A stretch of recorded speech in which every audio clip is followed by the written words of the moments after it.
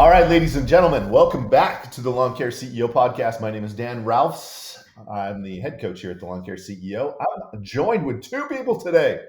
Today is going to be a good day on the Lawn Care CEO podcast. I'm first joined by the CEO of the Lawn Care CEO, Aaron Suttonfield. But with us today, the Turf Magic King, Jason Dorsey is with us. Jason, well, here's the truth, and Aaron, maybe you can set this up better than I can. We're pretty smart guys, but we also are humble. We know when to. We're so humble. One way to know that you're humble, know that you're not humble, is to think you are. So clearly not humble. But the spirit of it is we're still learning, and we're trying to learn about different areas of the lawn care CEO business. And candidly, this is an area where we have a lot to learn.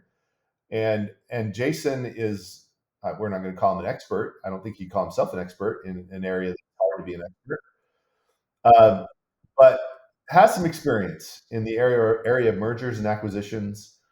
And this is something I think, Aaron, that has an opportunity for people who are looking at and considering, how do I grow this thing? And maybe even how do I grow it faster than it's currently on trajectory to grow? I know that's something you're interested in, Aaron. Tell us, what is surfacing mergers and acquisition is something that you go, man, this is something I want to learn more about. Yeah, I think as you grow companies, as we work with other companies, Dan, and as I grow a company as well in the lawn fertilization weed control space, it's become very evident to me and others around me that I'm working with that organic growth, digital marketing, door hangers, door knocking, all those forms of growing a company. At some point, when you're talking thousands of clients, at some point, those seem to plateau, right? I mean, we bump into this all the time, and it's we would be zillionaires if we could figure out marketing completely, right? And so, it then you turn to, if you're trying to grow a company, well, do I buy other companies? I mean, we see this in corporate America all the time, right? Like they run into a point where it's just easier to buy a company than it is to go and try to get other clients. And so we've experienced that. Like I said, in our company, we're also seeing that in other companies we work with.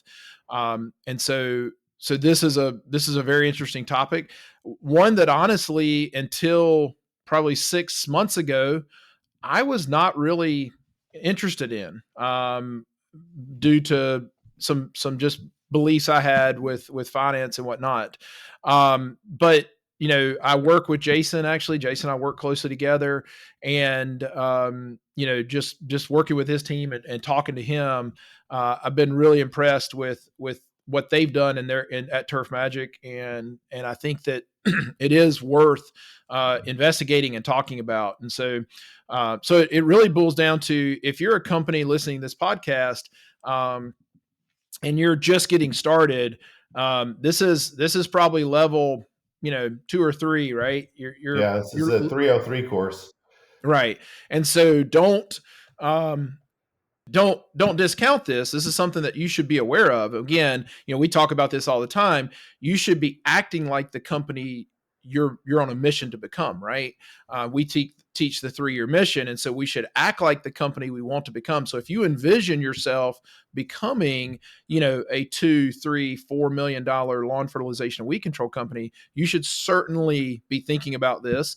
If you're just a $250,000 company, this should be something you should be thinking about. But this is not a play for you right now, unless you have, $500,000 on the sidelines. And there are some people who go into this with money, and they're not as, maybe less than 5% of the people we run across are in that boat. But, if you have money on the sidelines, and you want to invest in buying out other companies, I think it's a very wise play. Yeah. And we're going to talk more about that. So I think it's really, something that has come to my attention, because we've hit a plateau at our company with digital marketing and organic growth. And, our mission is to grow, and we're looking at other alternatives, and this is definitely one of them. Yeah, for some reason by the way, Jason, we're going to have you talk in just a minute. Don't stress it. But I'm reminded of I got a college roommate that always say you can marry more money in a day than you can make in a lifetime. And I think sometimes a little bit like with acquisitions, like you can buy more customers in a day than you can gather in a season. He would also say that beauty is a light switch away, and and I think with sometimes, by the way, with merger and acquisitions, beauty is sort of similar spirit. It's like we may not know everything that's going on. So you can marry more money in a day than you can make in a lifetime. All right. Speaking of which, no, Jason, we're super excited to have you on the call. I have this weird thing where when it comes to like superhero movies, my favorite part of the superhero movie is the origin story. Like I could watch the origin story. Like one of my favorite superhero movies is Batman Begins because it's just origin story, and I love the origin story. So Jason, give us your origin story. Where did this all start for you, and how did you go from being just an average, mild mannered guy to being the kind of the great business owner that you are today? No, man, I was a police officer in my prior life, and back in the '90s, got into law enforcement. Making, I don't know, $24,000 a year with a family, and thought I was doing great until the bills came, and I said, "Well, I got to get a second job." My father, he was in the lawn care business, and I said, "Dad, I need a part-time job." Yeah. So when I wasn't on shift at the police department, I was spraying lawns. Wow. So, Yeah. out of curiosity, like there's a moment that I think we have a lot. I think that's actually not an uncommon story. A firefighter, a police officer, a school teacher. I coach somebody who's a school district superintendent who's got a side hustle, right? Because we're trying to take care of our families. At what point did you have that moment where you said, "Okay, it's time for me to take the leap to go do this full time"? Oh Tell. man, so my father, he ended up selling his business, and I wasn't in a position to buy his. And I said, well, it's something I really enjoy doing. I'd gotten out of law enforcement just due to the climate, where the world was going. I was no longer happy, and that's a job you don't need to do if you're not really happy doing it. Yeah, yeah, Uh, yeah. Probably that's a great point, by the way. Like, yeah, not to be political about it. It's like, hey, if you don't want to be a police officer, you're going to be an angry one. Just leave. It's a good idea. well, that in life, it doesn't matter what you got to enjoy what you're doing, right? Mm, I enjoy the outdoors. I always, uh, believe it or not, I enjoyed trading lawns. It's yeah. something that I enjoy doing, and so I said, well, that's what I know. I'm good at it, and I started my own business in 2015, late 15. So. Now, did you start a business? So it sounds like your dad had a business. Were you starting a competing lawn care business with your dad?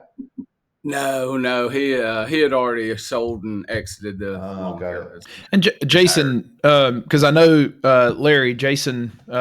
Larry works with Jason. Jason's dad's Larry, and helps in his company a little bit now. Jason, how many clients did your dad's business have at the time when he sold it? About 5,000, I believe. Yeah, it was a good sized business, Oh, and Yeah, wow. Larry, very involved in the industry as well, right? I mean, you guys have been pretty involved in NALP, and I think I've really enjoyed getting to know Larry. Great guy. We probably should have a podcast with Larry one day. A yeah. lot of knowledge there, and so this was a good sized business that your dad sold at the time, and so I think it's important to note that because going through that process, I'm sure you guys learned a lot as well, and your dad learned a lot. Um, Absolutely. and so anyway, sorry, but No, that's great. That's interesting. That's a big business. 5,000 clients, Yeah. um, and you didn't decide to just wait for your dad to to pass away and you can inherit all his wealth and Yeah. call it a No, day. no. He um, he was ready to retire, and I wasn't able to purchase his business at the time, and Well, so, that'd be a big dollar amount for a police officer. right, At least it would be for me. I don't know what they pay police officers down there. So, yeah, okay, not much. so you started this little lawn care business. You're doing the side hustle, and you have a moment where it's like, all right, it's time for me to go do this full time. I'm getting out of this. Tell me about that transition, because a lot of times that's tricky to be. I mean, did you have enough clients on the side to kind of take care of the bills and that kind of thing? And Well, I had exited the law enforcement prior to really even starting oh the wow, business. I took a just a leap of faith when I said, "Yeah, that's what I'm going to do. It's a business I know." Like so many companies out there, bought a truck. I was licensed. I got me a spray tank, and my marketing was my face standing on your doorstep. I got up, I knocked doors. I started in 2015 October, uh, 27th, I believe. Uh, and at the end of the year, I think I had 50 customers. That's yeah. it's not the it's not the optimal time to start lawn care Yeah, I was going to in the say South. October. It's the end of the season. That was my first decision was the bad decision when to start. And I think it's important to note. I mean, you're in South Georgia, Jason, right? That's a warm season turf market. So turf guys, lots of Bermuda, Zoysia, you got Centipede and St. Augustine, right? Like you got We four do. turf. We're about an hour south of Atlanta, and we have all 5 turf types here. Yeah. It's Yeah, brutal. and by the way, I just want to like point out, I was on a call just the other day with somebody who was just kind of getting going, just right at that phase you're at, where it's like, how do we even pay the bills with this thing? And I love that you Mhm. said, hey, my marketing was me on a doorstep, knocking a door, because there are going to be 2 times in your life as a business owner. There are going to be times in your life where you have more time than money, and there are going to be times in your life where you have more money than time. And Yep. and when you're in the phase where you have more time than money, activity is your best friend. There's not a day or a morning where you get to sit on a couch and bemoan your fallen state. You have to get up every day. You have to put yourself out there. You have to be knocking doors, meeting people, shaking hands, kissing babies. Whatever it is, you should go to every community event. You should be wearing your shirt. You should be shaking hands. Like it really requires that kind of hustle, right? Yeah. To get something off the ground.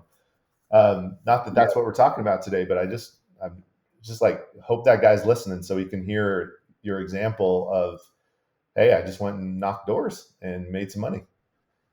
Yeah, you don't have the money for marketing. Let's face it, Aaron was talking about earlier. Google or any of your digital platforms, they're so expensive to get into. And those are just leads. You buy the lead and from Google and you hope to close it. And Well, uh, and it gets expensive quick. especially in our space, Jason, as fertilization and weed control only companies, it's even more expensive because our annual value is not at the level of a mowing and cleanup and or a landscape company. The other thing is we don't realize that value until like 12 months, right? So even if you're yeah, I know companies that are putting teams out to door knock, and that's really expensive up front because I've got to pay that salesperson when they sell.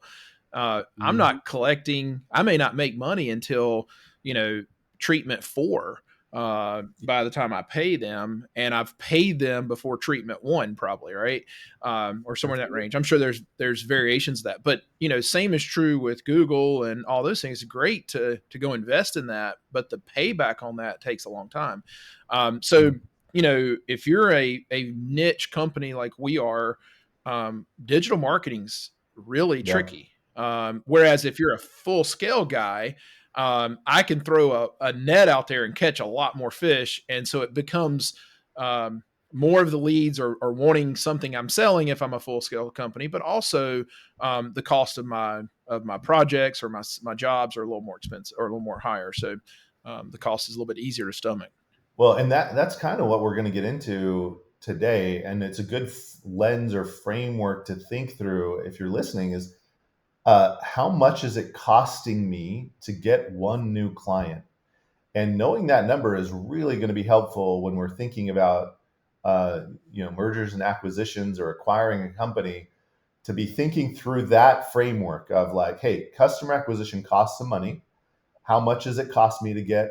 And we'll talk more about how we evaluate things later on, but that's a good way to start thinking about things. It's like, how do I get clients?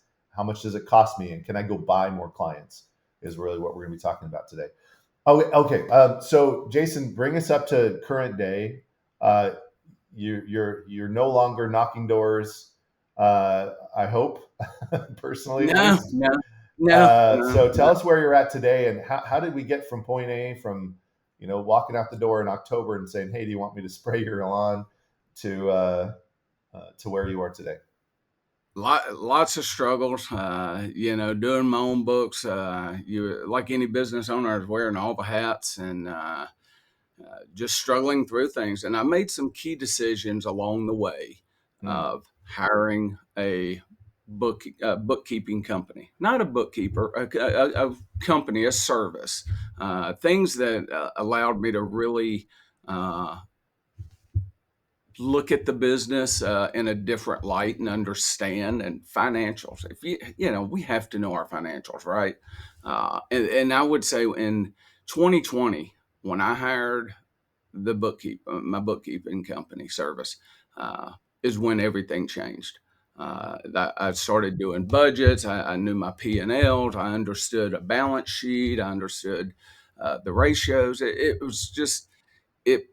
It's like turning on a light switch. I was like, oh wow, this is okay. Jason, This is what I need. I don't know if you know Aaron well enough, but he just said "preach hallelujah" in his heart. He was Yeah. like, "Oh my goodness, that is like music to our ears," because it's so true. Oh man, It I is. love that. Okay, The so thought I had when Jason said that just now, it's like it it it does. It's like the scales drop from your eyes, right? It was like, oh, this is easy now. Like I just pull this lever and I do that. Like to me, if you're not, I'm not a pilot, but it would be like flying a plane without any instruments, like just on feel. That would be so scary. And operating my business without those instruments is equally as scary. Like I feel like I'm out of control. I feel like we could crash any moment. And by the way, you can harm your family. You can do like really big damage to people you love if you are running a business without the proper instruments. And Jason, that it is interesting that you said what you said, because I feel the same way about bookkeeping. Let somebody who's a professional do it. It'll actually be cheaper for you in the long run. Absolutely. But again, this was the path to you gaining knowledge to be able to say, oh, well, how do we go acquire clients? How do we market? How do we buy companies? That type of thing. all right, so Yeah, I yeah. didn't need to interrupt that beautiful thought, which is, hey, there were some big choices I made. One was bookkeeping. Whenever that comes up, we all just cheer and and endorse, and because we meet too many companies that just don't have good numbers, and as a result, they're hurting themselves. So Yeah, what hundred else? What percent. else were some of those big pivot points for you? Believe it or not, a peer group. Mm, It gets lonely at the top, right? Who does a business owner answer to? No one. I mean, there's no one for us to answer to. When I joined a peer group, in 21, it was another aha moment of sitting in there and talking to other like-minded business owners, presenting your financials. How did you do last year? And having other people dissect them with you and go through it and ask you the hard questions. And if you're willing to let someone ask you the hard questions and you're someone that can answer those questions, a peer group's a phenomenal place. And because I know a good bit about your peer group and you, Jason, this is a small peer group. This is how many people are in your peer group? We got 4 companies, Okay, including you.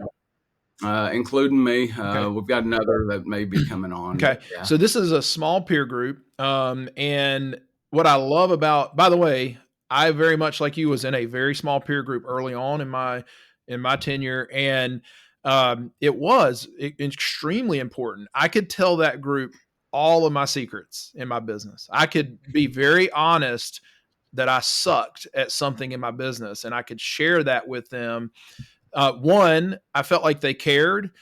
Two, I felt like it was safe because these people were from all parts of the country. They weren't my best friends. They weren't my family. I could be really vulnerable and honest with them.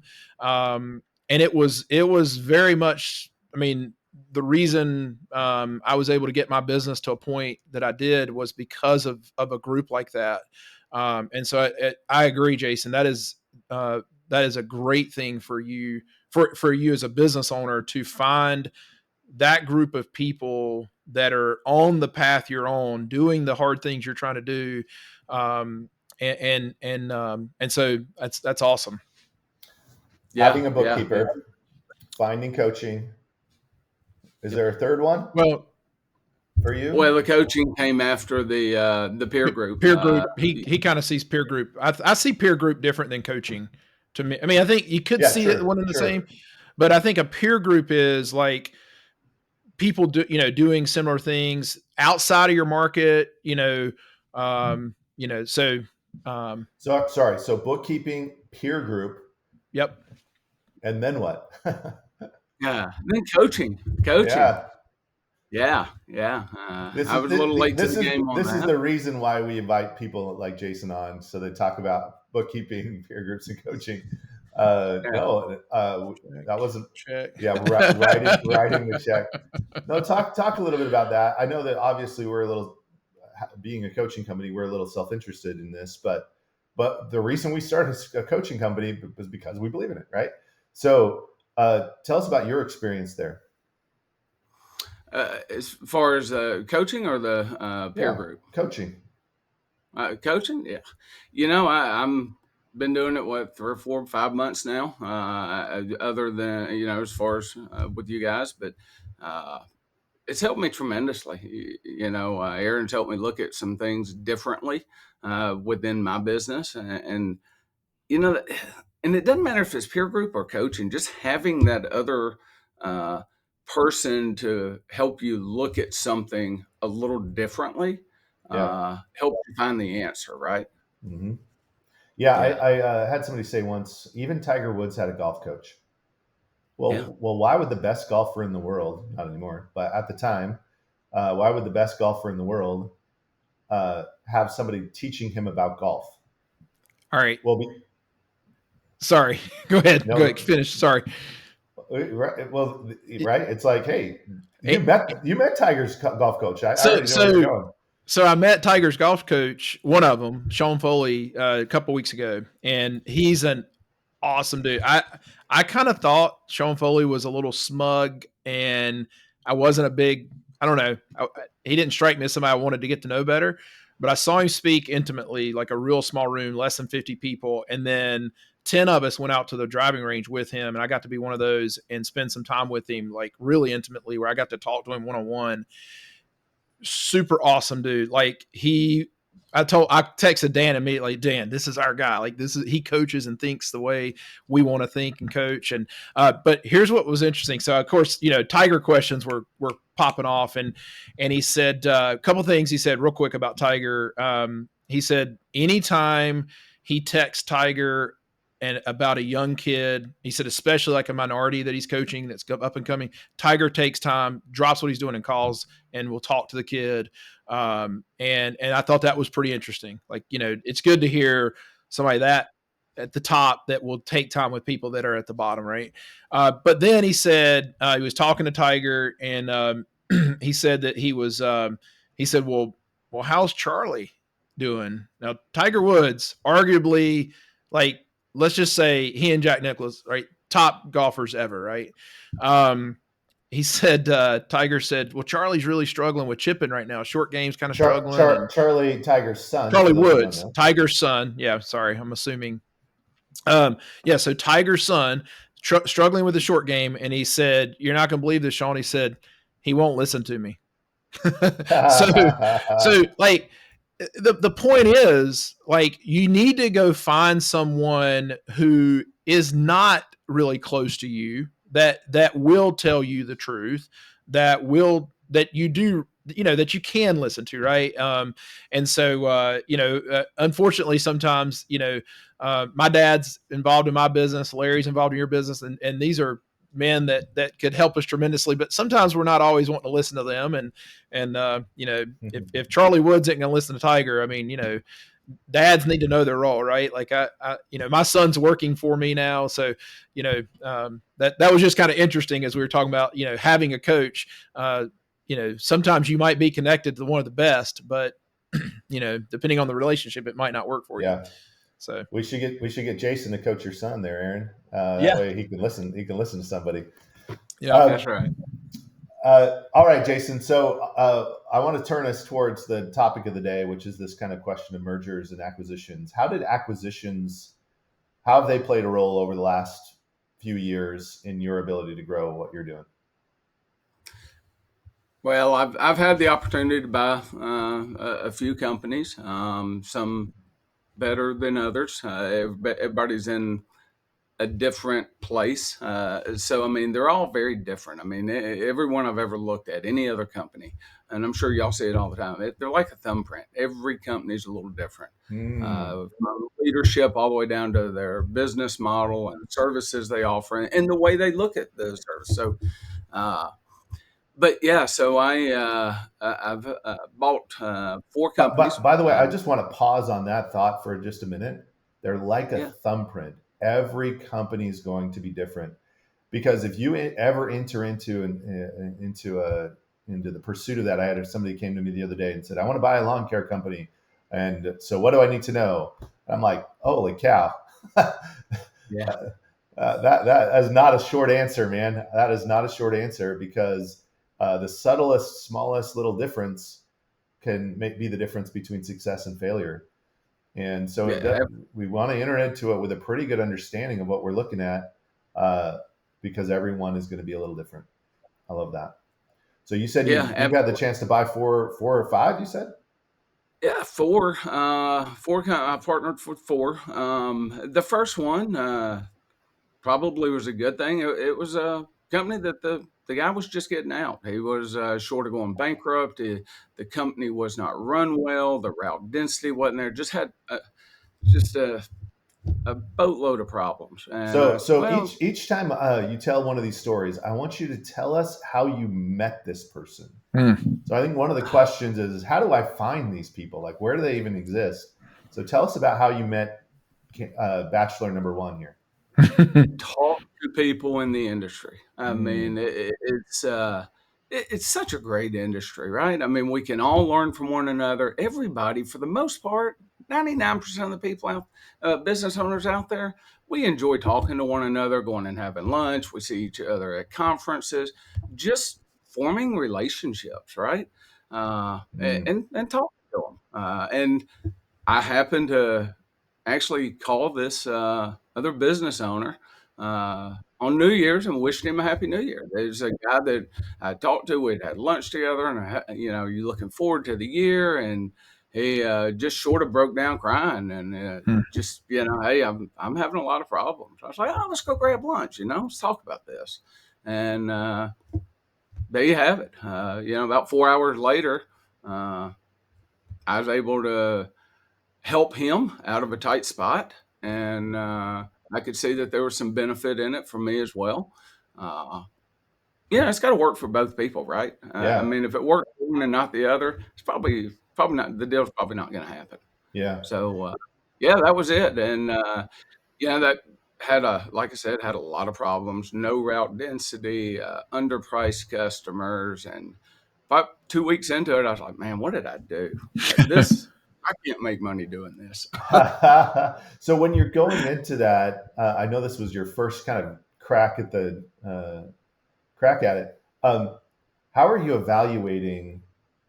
So at some point, there's a moment where you say, "Hey, this is what I'm going to pay you for all of this." How did you evaluate that at the first time, and then how do you evaluate that if you were going to do it again? I didn't evaluate anything on that deal. It was kind of this is what I need to get out of this tight spot I'm in, and this is the revenues that this company could run. Would you be willing to pay me this for the customer list? And Mm. being a risk taker as an entrepreneur, I was like, yeah, sure. What could go wrong here? Let me tell you what can go wrong. There's a lot. All But right. yeah, No, go How on. many I how want many to hear what can go clients wrong. how many clients was in that deal, that first one? 100. Okay. So 100 I under think it was five. actually 108, but Yep. yeah, Yep. not many. And you said it was about 8. Was this the one that was about 8 cents on the dollar? Yeah, Okay. yeah, Okay. yeah. So It was pretty cheap. so it's a pretty risky, but pretty low risk in that, if you kept half of those clients, it'd probably be a win based on the valuation. Yeah, and we did. There were some that was outside of our service area, and I realized quickly that we can't make money going this much windshield time servicing those clients. Talking to everybody in the industry, I called friends. I'm like, hey, you want this account? And at that point, you're not going to sell onesies and twosies. You give them to people that other companies that Yeah. are going to take good care of the customer. So, but I tell you, the important thing that I learned with that Mm. is how to measure the other possible deals in the future. I saw uh, the heartaches and the losses of dollars, just Yeah. not making sense. So it helped me know what questions to ask and how to run a valuation on a business later. Give us one or two of those lessons where you said, okay, now I've learned that if they have a lot of clients out of our service area, or if they were well underpriced, or if, like, what were some of those lessons that you pulled out of that deal? Yeah, I mean, like you said, route density, the services they offer, are they a bunch of onesies and twosies? Is it all renewable services? Uh, Mm. e- Even as deep as lifetime value of a customer, lifetime expectancy of a customer. How long is that customer staying with you? And that's something, whether you're doing, in my opinion, whether you're looking at an acquisition through a company, acquiring a company or a route, or you're looking at that through your marketing. What you still have to look at the lifetime expectancy of a customer from Google, Facebook, what EDDM, whatever your source is. Are you ever going to make any money back on that customer? Mm-hmm. Yeah. Like Aaron said earlier, we have to hold those customers for a period of time before we even get it back into the black. Mm-hmm. Yeah. And so you're yeah, just to be clear to everyone in the audience, it's like, hey, listen, if I'm paying, let's say I'm paying $300 or 250 for per new customer, essentially, when I'm pricing this thing out, and I recognize, man, if I even held that customer for, if I only got to keep that customer for a year on an $800 contract, well, all of the profit that I would make on that customer is been spent on acquiring that customer. Mm-hmm. And so I need to keep them at least to month 13, 14, 15 in order for me to make a little bit of money. Because the lack of doing that, all of a sudden, basically, I've just had neutral gain, or a little bit of a loss, but I've done a ton of work to get there. Mm-hmm. Got it. Absolutely. Got it. Okay, so that was deal one. And deal one was, hey, and by the way, this is maybe one of the most important lessons, if you didn't catch it, is in order for me to get these kinds of deals, I have to be in industry, connecting with people. I have to know people. You literally are calling random dudes on New Year's Day to wish them like, that's the level you have to kind of be at to have these opportunities come across your table. Not that we should take all the opportunities, but that's how we get our at bats in some ways, is by connecting in the industry. Yeah. All right, so Yeah. tell us about deal number two. Again, just a random conversation with another peer in the industry. He was fixing a machine of mine, one of the ride-on sprayers, and he's like, I want to get out of the spraying business." I was like, "Really? Why do you want to do that?" Well, he wants to have another venture. He's tired of it. He's bored, whatever the case is. And I said, okay, well, I might be interested. Our territories, they, we're servicing the same areas. And gosh, I told him kind of what I needed. Went back to the house and thought, okay, what's this laundry list of things I need from him? What did I learn from that first deal?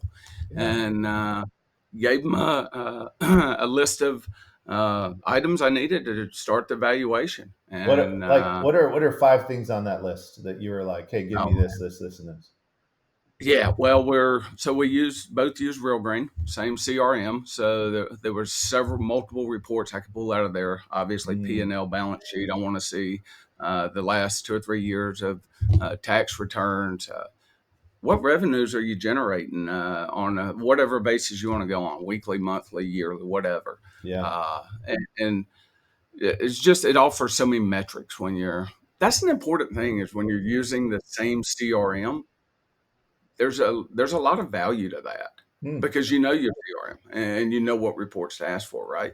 But what revenues are you turning, and how many hours is it? How efficient is your company? yeah. Whatever reports you need to, metrics you need to get to that KPI, uh, ultimately is something you ask for. I think something that I'm planning to do as I evaluate companies in the future for purchase is I would like to take. I mean, at some point, obviously, you enter into an NDA, right? Pretty early, I would imagine, and then you start collecting information, right? And I would imagine at some point they're giving you a client list, right? I mean, at some point, do you get to see where clients are, or is that what late way in the distance? You get to see it from about 20, 30,000 feet, right? So You get to see how many are in a certain zip code, can maybe we properties. audit clients? Like, so what I would really want to do if I were buying a company is I would want to say, okay, let's say we're looking at a company with 300 clients. I would want to do 20% of that client. I would want to measure those lawns, and I would go online, I would measure those lawns, and I would compare the price per visit to my rates to see are they in line. Because I think probably one of the worst things would be to pick up a company, 300 to 1,000 clients, let's just say in that range, and you get there and you're like, oh wow, they're 30% less per visit than what I charge, you know. Um, and because at the end of the day, all of these clients are going to fold into our companies, right? And Right. so, I mean, if especially if you're buying smaller companies, where they're treating them all, Dan, this is what we teach, right? Like you've got to start charging based on what it costs to employ people to treat lawns, not what it costs me as the owner operator. So I would advise people who are looking into this to I think smaller companies are great, a great place to go fish, right? Because typically they get a little discouraged and they don't get over the hump and they just don't quite, not every one of them are going to have what it takes to go to $1 million in revenue as a fert and weed control company. We know that. I mean, it's the landscape's littered with really small ones. However, we also know those small ones don't always do proper due diligence. They don't know their numbers, and so I would, would that be possible, Jason? I mean, for me to say, look, I need a cross section of clients and or addresses. I mean, I don't care if I had names, just addresses, so I could measure properties and compare. That would be something that would be a deal breaker if I couldn't do that. But I don't know if is that you know kosher. Like, Yeah. what's the Yeah, so you can get to that point in a deal, obviously. Ultimately, yeah, I think everything I've purchased, kind of looking at from 20,000 feet, how many's in the zip code, and trying to figure some route density, maybe even looking at them on a routing map. Uh, and I've even done that, overlaid their routing Mhm. map to my routing map and see what kind of density you build in there. You get lawn sizes with no addresses, no nothing, just the size, what the rates are that they're Okay? charging. That would And that helps. And there's some holdback in deals too. So okay, you've told me you're doing $1 million in services. That's what I'm buying, but I want to make sure that that's what I'm really getting. I know your books say that, but I've got to really see that's what I'm getting, Hmm. and so there is some holdback. So there's a lot of different facets of the deal that pay as time goes on. Yeah. So How long from first conversation to purchase are these deals taking? Is it 6 months? Is it a year? Is it 2 months? Like what is that? How does oh that well, give me kind of the journey there? the our most recent partnership was 6 weeks, Oh which my. is super super fast. That's mind Uh, blowing. yeah, but it's a deal that was worked really well for me and my company, and it worked well for him. He's still on board with. Yeah. He's a Talk about that great for a minute asset. because that's a question I think that will come up if you want to retain that guy as a tech or somebody who's going to own a little piece of the puzzle. Do you want Yeah. those guys to stick around, or is it better if it's kind of new chief, new captain, and that way we make it kind of clean? I think it depends on the person and what you're buying. In Mm. this particular deal, my latest partnership is I wanted him to stay on. He's a staple of the industry in our area. Super smart guy, great leader. He knows everyone, and he's phenomenal. And so yeah, he stayed on with me, and I hope he stays forever. And sometimes you can do a deal and you need that business owner to go away. Yeah, It's he was in his own way. You can't bring him aboard and let him be in your way also. yeah, So I think that depends on the deal and I the think person. I think something that's a pretty cool strategy that I'm just in my mind playing out right now, but you know, um, I think there's some smaller companies, and this would maybe be like going like 45 minutes to an hour away from my location if I were thinking about this, is, find a young, hungry, smaller owner who is just kind of struggling a little bit and almost say, let me bring you into our fold and let me take the call center stuff away from you. Let me take the business part away from you. Let me let you go be a great owner operator. Almost think like Chick-fil-A, right? Like I think Chick-fil-A has been so successful because they do that. They create this really great model. And obviously I'm not saying that our companies are Chick-fil-A. I mean, I know there's a lot of, you know, they got big pockets and I think they're from your area, right? And then I mean they're in that area. But but I do love about Chick-fil-A is the owner operator gets to go in there and run this really well oiled machine and get to make it really profitable, and they share in that profit pretty substantially.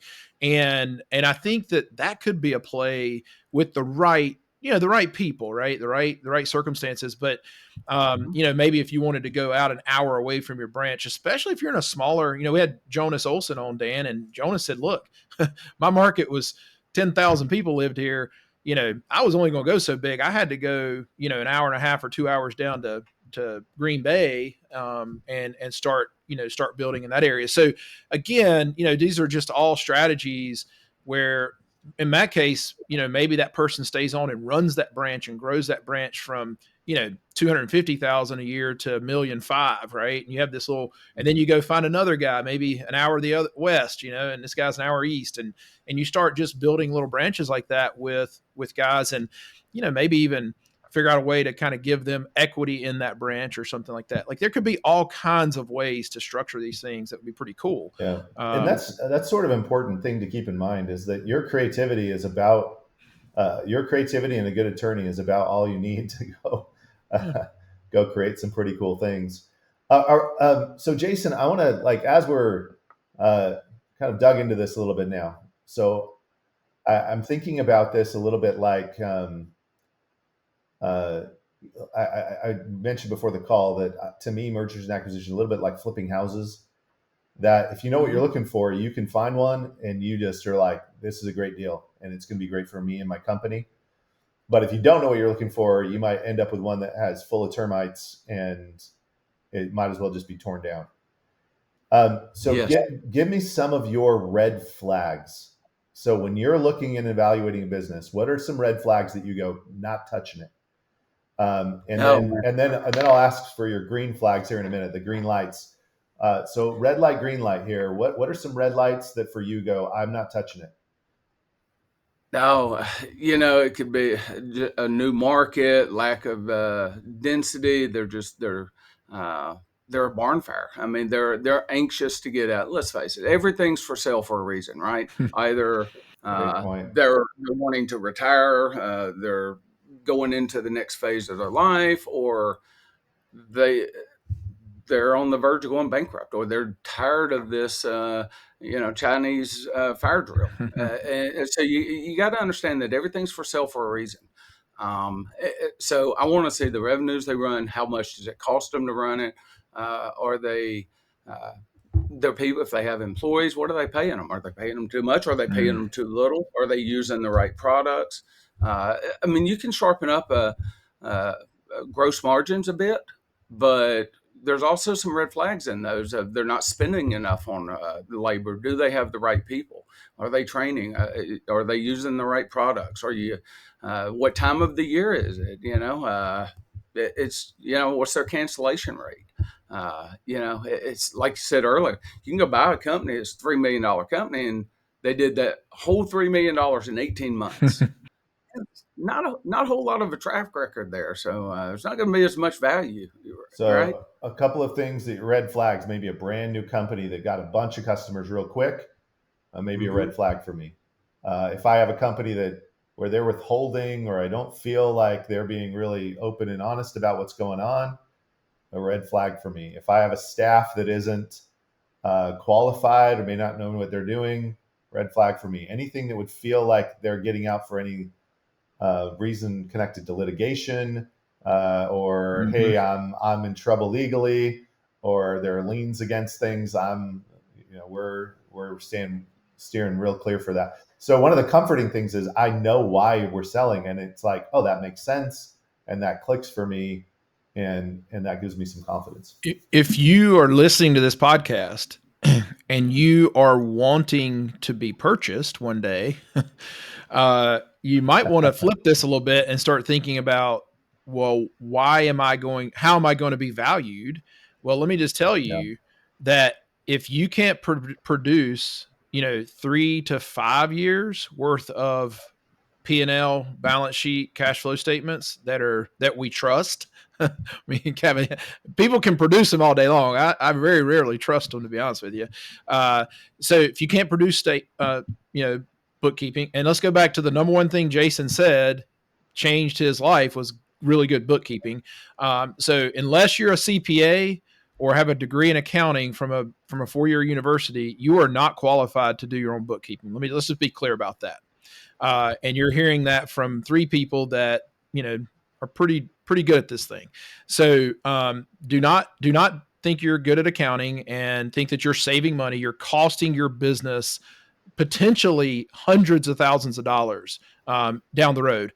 Also, sweet Miss Tammy in your office who just loves doing the books is not a qualified bookkeeper. And most likely, you're going to pay sweet Miss Tammy way too much money to do your books, and she's going to waste a lot of time doing books. Go hire a Yeah. bookkeeper. It'll save you. I mean, I've seen, Dan, companies that were spending 50, 60,000 on an employee who mainly did books and go hire a bookkeeper for $12 to $15,000 a year. And this is a large company, by the way.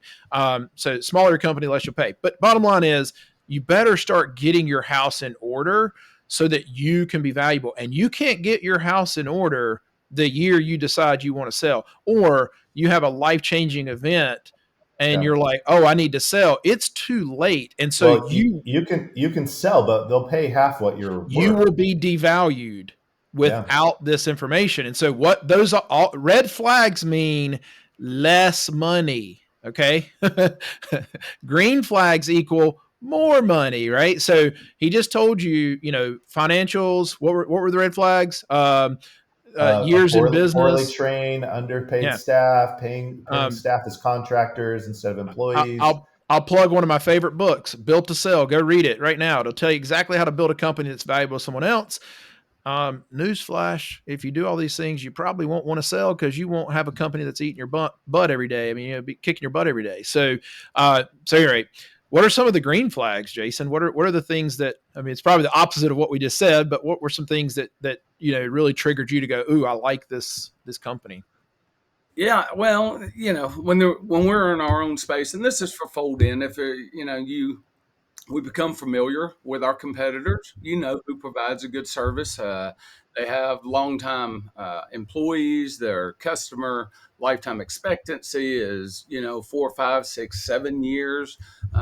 They just good revenues. I mean, they're charging what they need to charge. They understand the profitability of a business, and that's what we're buying, or we're buying the profitability of this business. And it's if you want to be valuable, and if you're a seller, you you have to be profitable. If you're not profitable, why does somebody want to buy it? Yeah. Yeah. Yeah. It's a it's So a true. must. But but we always look at there's two sides to every deal, and if we can keep that person on and it is a good partnership, it's phenomenal. Because let's face it, there's a lot of guys that's in this business that love lawn care, they love the outdoors, they love customer service, they love everything about it, but they're just not good at running a business, Mm-hmm. Yeah. or whatever. They don't want to invest into that bookkeeping service, whatever it is. And we're the first ones to tell customers of ours, why do you want to do this yourself? You can't go buy your own fertilizer and your spreader and do it, and you're not trained. You can't do that. We're valuable. This is our value. So, but we're the first ones to turn around and say, well, I don't need a bookkeeper. I can hire somebody else to do it. I can do my Yep. Yeah. That's a good Yeah, point. it's like getting the oil change in your car, man. Like, really, you're changing your oil today? Like, there's one on every corner that'll do a great job right there where you sit in the car. Yeah, and that's the cool thing about our service is we can do it cheaper and faster than a homeowner, especially if your lawns are under 10,000 square feet. There's a statement that I'm a big fan of Warren Buffett. I watch a lot of his content. And if you're in business, I think he's a wonderful person to watch. But he makes a statement about, by the way, all Warren Buffett does is he buys stocks in businesses that he wants to own. And he makes a good point. He said the best advice he could give someone when buying stocks in a business, and by the way, we're buying businesses, right? So we're buying the stock of the business in this scenario. He said, you would do much better in the stock market if you looked at the stock market like you only had 20 trades in your lifetime. Like, imagine you could only trade 20 trades in your whole life in the stock market. And you need, by the way, we all probably need to be investing right in our retirement and futures. The problem is we're all in and out of the market all the time, right? We're buying the hot thing, or, your golf buddy who knows nothing about finance tells you about some tip and you Yeah. go try to buy that. He said, if you would look at the stock market like you only had 20 trades, how much better would you research those 20 trades?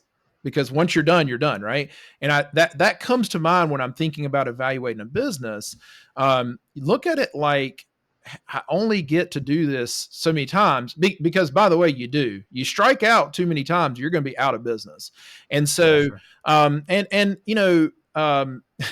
it's kind of the way I looked at picking my wife, 28 years ago. I've been married 24. Like, I really evaluated that hard. I was like, well, we both have the same values and faith. We grew up close to each other. I knew her family a little bit. Like, I mean, Aaron is such a romantic. yeah, yeah, He's got a spreadsheet out. He's checking yeah. boxes. And so, but I mean, like, again, like, if you pick a business, like some of us have, dated girls in the past, with beer goggles on at the bar, you're going to have some hurt Yeah. in your What life. about that? What about this though, Aaron and Jason? I'll have you chime in on this.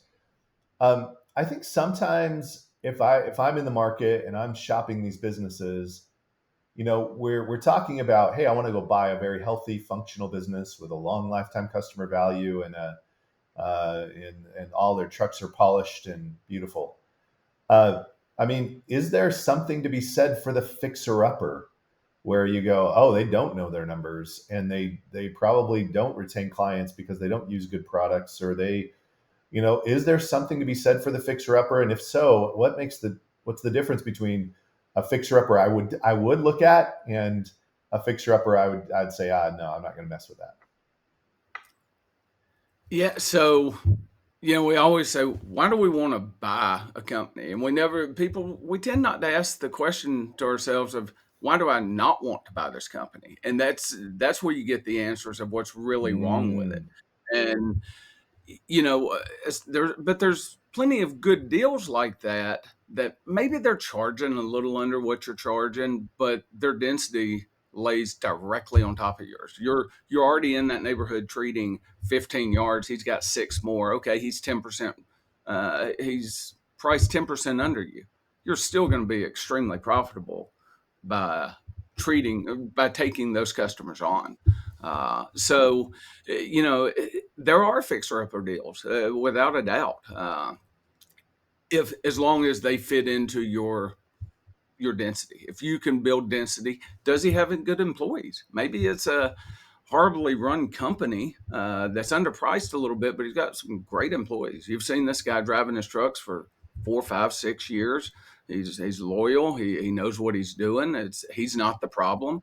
Well, I mean, that he's part of the deal, right? He comes to work for you. So what's the value in him? So building that valuation goes into those little deals too.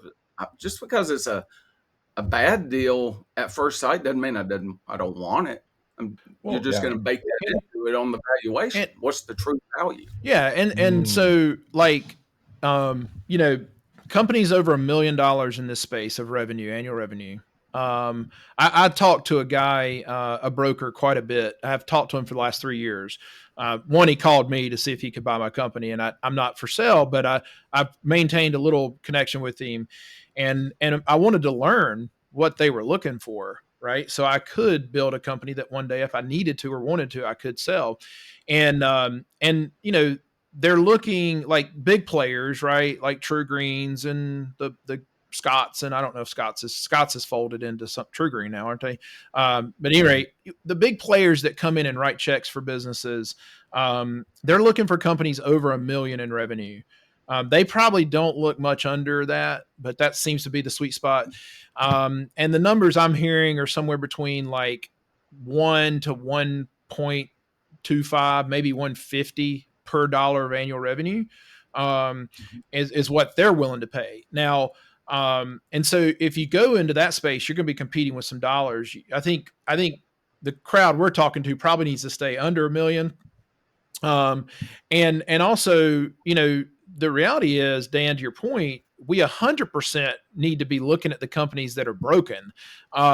I think the thing that would be non-negotiable for me as I'm thinking about this, Jason, would be if the pricing is too out of whack, right? Like if the pricing, I'm with you. I think if you're in that, 15 to 10% range under me, I could probably figure out a way with density. And also if I could buy them, let's say maybe I'm getting them for 50 cents for every dollar of annual revenue, right? And they are like 15% underpriced. This is just off the top of my head right now. Like, okay, I could probably gamble, buy, 300 or 400 clients at 50 cents on the dollar of annual revenue, raise rates. I'm going to lose some, but I'm still okay, probably, right? Like that's the strategy I would have in mind. So Dan, I think to your point, we 100% want to find the ones that have something wrong with them.